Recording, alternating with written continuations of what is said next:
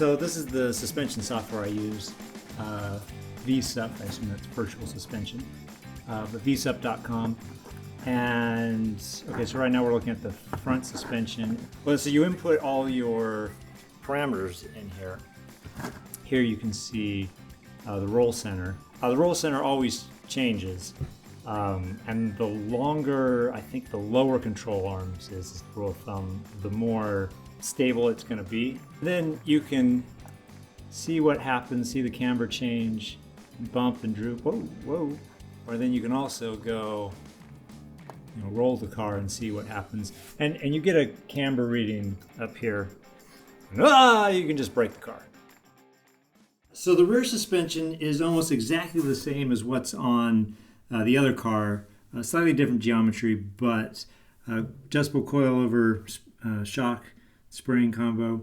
The Ford T-Bird knuckle.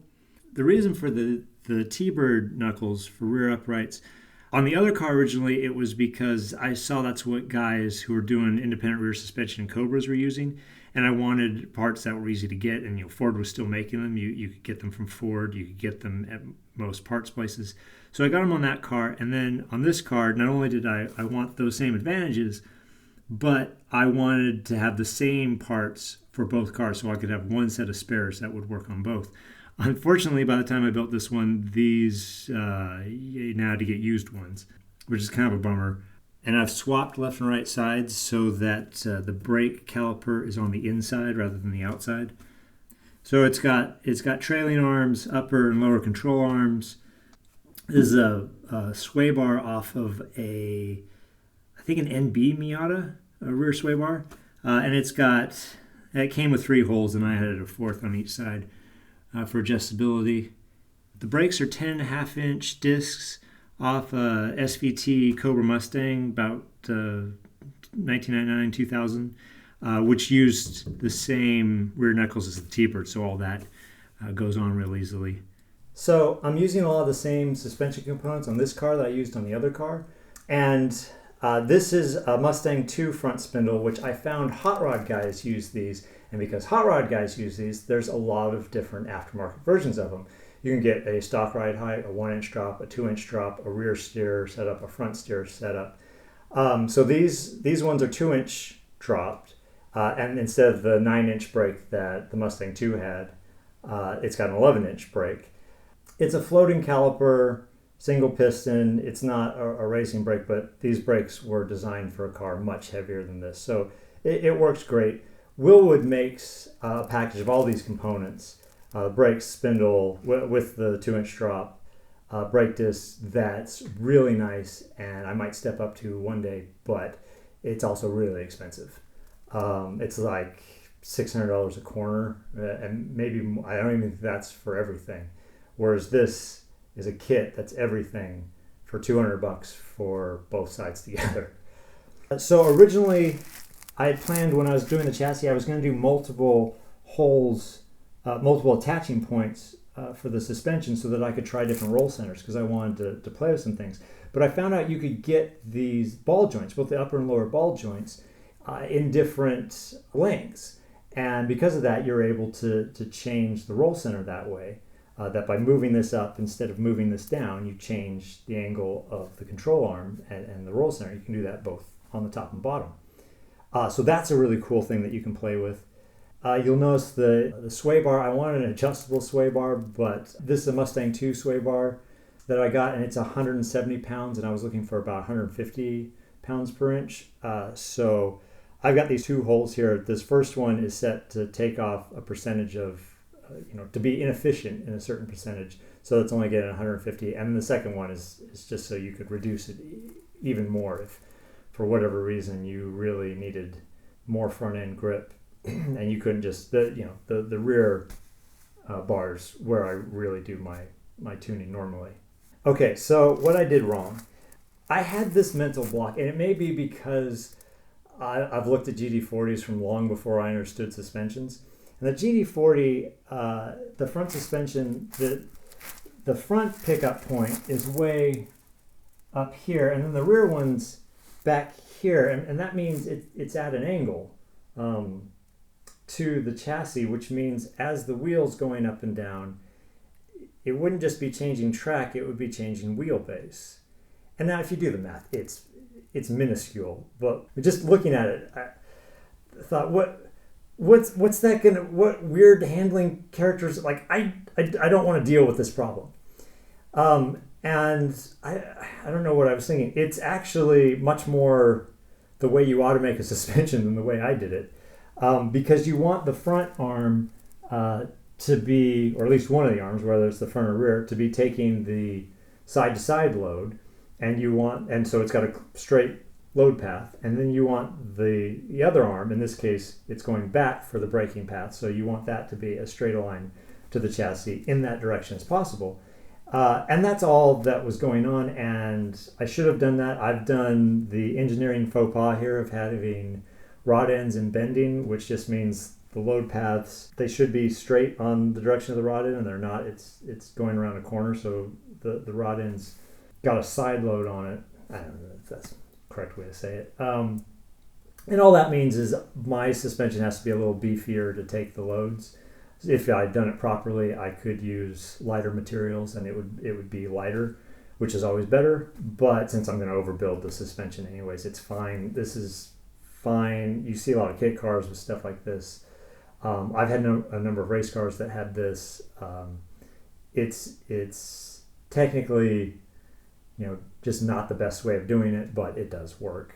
I make the suspension out of chromoly and then threaded inserts on the end. You get that from places like the Chassis Shop. They'll sell you all the materials that you need. It's pretty straightforward.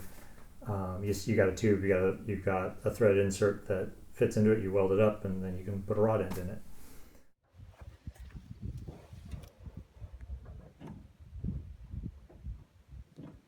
Yeah, so the steering used to be here. Probably the biggest mistake I made, or faulty design on this project was I had a race car previously that had what we call rear steering, and we don't mean steering the rear wheels, we mean where the steering attaches to the front wheels. Rather than being in front of the axle line, it's behind it. And being behind it allowed, you had to get your feet under the steering rack, but then there was room for them, and that meant the steering column wasn't going through your feet to the pedals, which meant you could use either foot on the brake, meaning you could left-hand brake, and I love left-hand braking.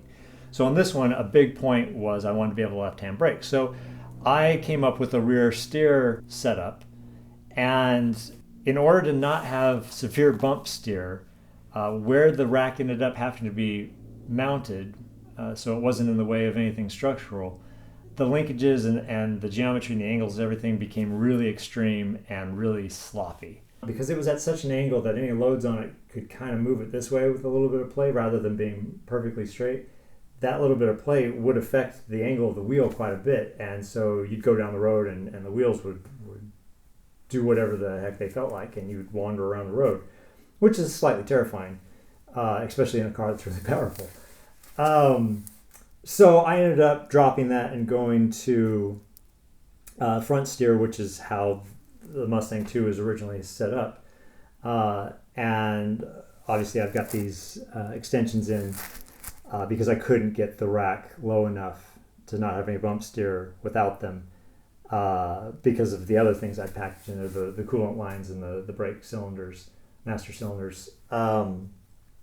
If I had this all do over again, I would package that differently and have that cleaned up. It looks a little janky because it is. It was. I mean, an afterthought's not wrong, but it was a change, and those things really bug me. There's things on it that are fine. They all work. There's not like it's going to break or something or not function. It functions better than my original design, but I look at it and it's like, why is it designed like that? Oh, because it wasn't designed like that. I hacked it up at the last second.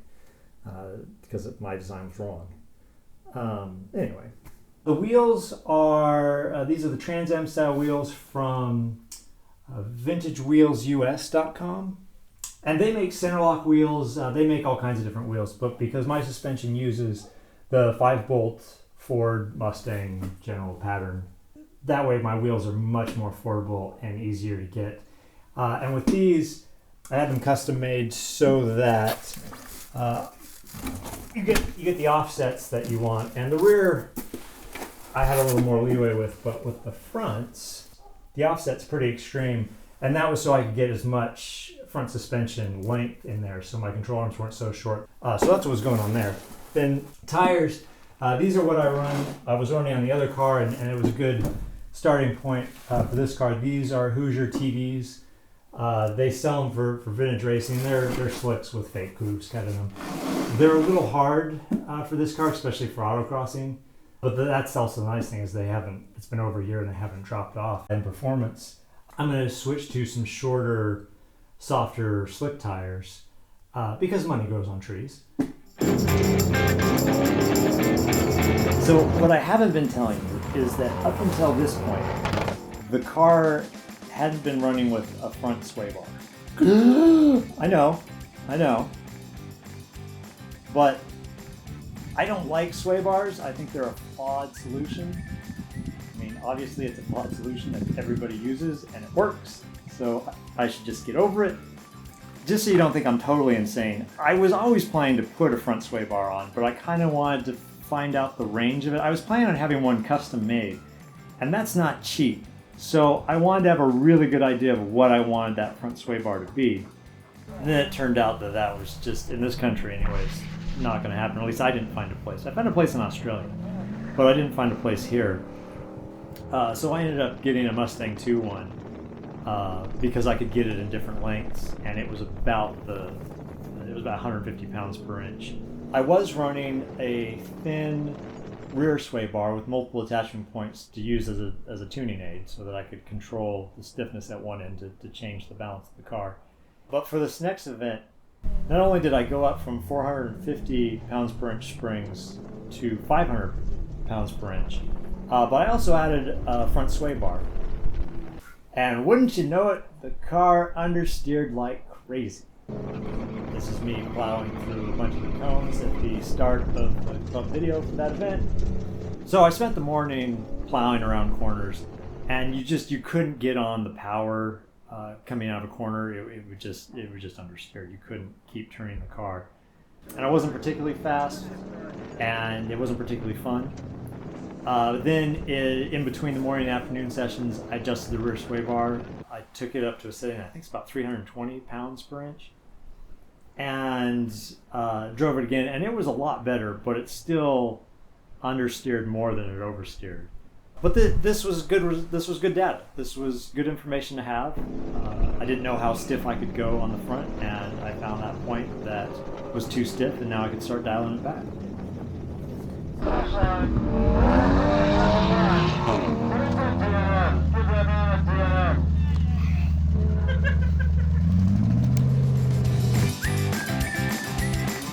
The original idea was I was going to build this chassis and buy a ready-made GT40 body to fit on top of it. And I thought that would be easy and save a lot of time. I don't have the patience to do really good body work. But what I found was most of the replica car places didn't want to sell me just a body. They were afraid that I was trying to make molds of their bodies and then sell my own reproduction because I was making my own chassis, and I get that. I tried to assure them that's not what I was doing. I even tried to point out, hey, I'm going to do this one way or the other so you could take my money, but I get where they're coming from. So I started down a path which I don't recommend. Now originally I was going to do a Mark I body because those are plentiful. It's easy to get one of those. And so I got the roof and the dash from one supplier, and that didn't go so well. But then I found this really great deal on this nose on eBay, and it was a Mark II nose, and I like the Mark II better. And so I was like, okay, I'm getting this nose, and screw it, we're gonna do a Mark II. I don't care what it takes. It's really just the rear clip that I need to get to complete the look of a Mark II. So I got that. It didn't come with the nose insert, so I had to make this myself. But then I found another guy that I was able to get the doors from and the rear clip. So I put all these things together, and I then spent a long time doing filler and whatnot, trying to get everything to line up, and had to reshape, had to shave down fiberglass and build up other material and get it all made up. And that was really not fun. I had some weird things like the rear wheel wells were a little uneven side to side. That's probably accurate to how they originally were. This front wheel well was 1.5 inches further forward on this side than the other side, so that was fun to move. And then I didn't get the sill, so I had to make these, and they're aluminum. That's why they make that sound. There's some rivets in them. I was originally going to make the mold out of aluminum and then make fiberglass ones, but I was like, the aluminum ones look good. I like working with aluminum, so they're aluminum. You'll probably notice that there aren't the periscopes in the back, and that's because after the 66 Le Mans, they found that they didn't work, so they stopped running them. And they didn't run them originally. The Mark II started their evolution in 65, and they didn't have them until Sebring in 66. And then they didn't have them for a full year that the works team ran them through 67, and then of course in private hands either. And so I just didn't want to pay extra for things that didn't work and are drag and look funky. And there should be a scoop here that feeds cool air to pass the exhaust in the gearbox. The later ones, when the periscopes were gone, the Mark IIBs just had a smooth panel here. I've got a piece of aluminum with some dimpled holes in it just because I run autocrosses. It sits on grid when it's hot a lot. That lets the hot air out. So in getting all these things to line up, one of the things I tried to do is, if you look at period pictures, the panel gaps on these cars were huge. They're uneven. You can stick your hand through some of them. They look like crap. And I've been going to the historic races at Laguna Seca for 20 years now. And you always see the actual race cars that are there by invitation. You see them in the paddock. And some of them have been really lovingly restored and look better than they ever did in period. But a lot of them have been preserved. And you look at them and they look kind of like crap. I mean, it's a tool. It's a tool to go fast. You flog it, you expect it to get wrecked. I don't think they fully appreciated the drag that some of these gaps were causing. So you see those cars there, and then if you go to the dry lake bed, you see the replica cars, and they are gorgeous. Everything is perfect. The lines are all super tight, and they just don't look right because they don't look like crap. So I was really shooting for that authenticity of looking like garbage. Although what I've found is I take it to events about once a month, and it helps that it looks like garbage. It helps that I can drive it hard and not worry about it. But it sits the rest of the time, and it sits where I can see it, and I can see all these terrible gaps. And I'm thinking one of these winters I'm going to repaint it, and I'm going to just do that little bit extra work to get all the gaps nice and closed up. The windshield isn't glass. You can get a glass DOT-approved GT40 windshield for about $800. This is about $80 of polycarbonate, which is lighter, nice and racy. And I can replace it by just getting another sheet from Home Depot if I have to. I originally tried to shape it. I've done it before where you heat it up and you get it to conform to a shape. But it was so big I couldn't get it to heat evenly enough while trying to shape it. So then the next thing I tried was I got some adhesive that said it was good for it, and I made some clamps, and I glued it down and clamped it down and let it sit for a couple days and took the clamps off, and it looked great. And then a couple days later, it slowly started to peel up. And maybe if I roughed up the surface more, that wouldn't have happened. But I decided, I want something I can fix at the track if I have to. None of this, okay, it'll take me 2 to 3 days to get it to set. So what I ended up doing is drilling little bolt holes all the way around. And I still have the sealant, and unfortunately the second time I did the sealant, I did a terrible job. But the bolts hold it in place and hold it to shape. So that means when I replace this, I just take this off, I put it on a new sheet, trace it out, cut it out, slap it back on. I'll probably do double-sided tape next time because that'll look better. Obviously it's not DOT. This is not meant for the road, but this will never shatter.